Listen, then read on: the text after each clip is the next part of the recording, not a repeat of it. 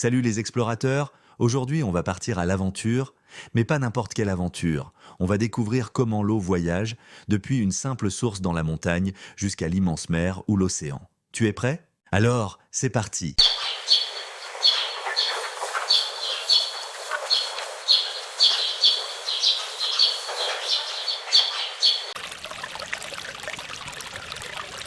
Tout commence dans les montagnes, là où l'eau jaillit d'une petite source, un peu comme une fontaine naturelle. Cette eau commence à s'écouler et à former de tout petits ruisseaux. C'est le début d'un long voyage.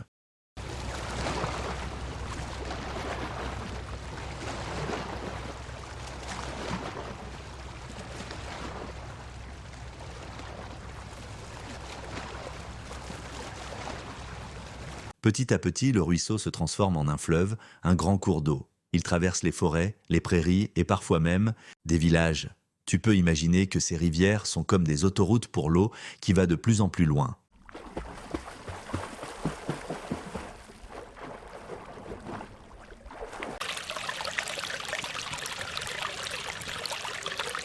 Tous ces ruisseaux, rivières et fleuves qui se rejoignent dans une même région forment ce qu'on appelle un bassin hydrographique. C'est un peu comme un grand terrain de jeu pour l'eau qui s'écoule partout à la recherche de son prochain arrêt. La mer ou l'océan.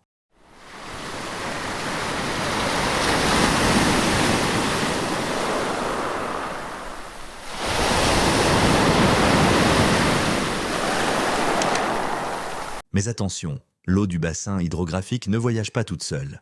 Elle transporte aussi plein de petites créatures et de plantes. Des poissons ou des grenouilles, et même des castors qui construisent des barrages. Ce voyage est aussi important pour toute la nature qui vit autour.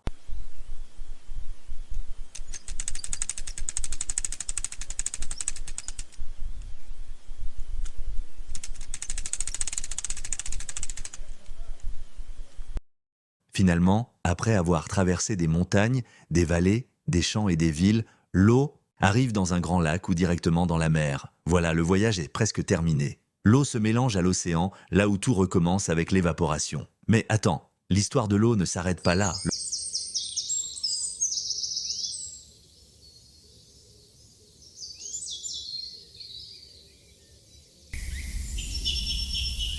Lorsque l'eau touche la mer, une partie s'évapore et forme des nuages. Ces nuages voyagent dans le ciel et parfois, quand ils sont pleins, ils nous envoient de la pluie que l'on retrouve dans les ruisseaux et rivières pour recommencer le cycle.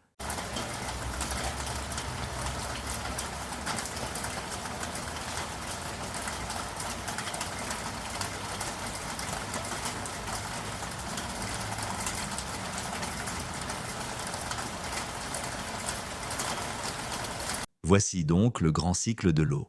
L'eau s'évapore, tombe, sous forme de pluie, rejoint les rivières, traverse les bassins hydrographiques et finit dans les mers et océans, pour recommencer tout le processus.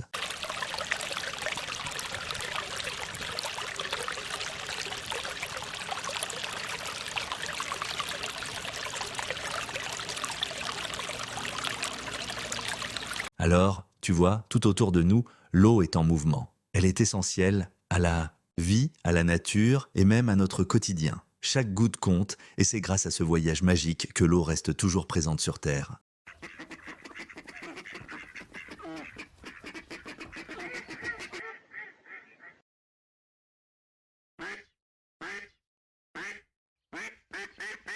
Avant de partir, pense à ce que tu viens de découvrir. Tout le chemin que fait l'eau, des montagnes à la mer, pour arriver jusque dans nos rivières, nos lacs et nos océans. C'est fascinant, non? Et chaque goutte d'eau a sa propre histoire.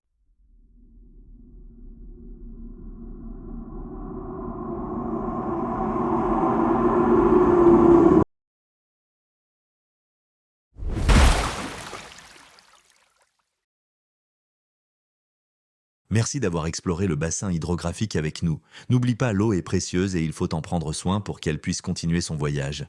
À bientôt pour une nouvelle aventure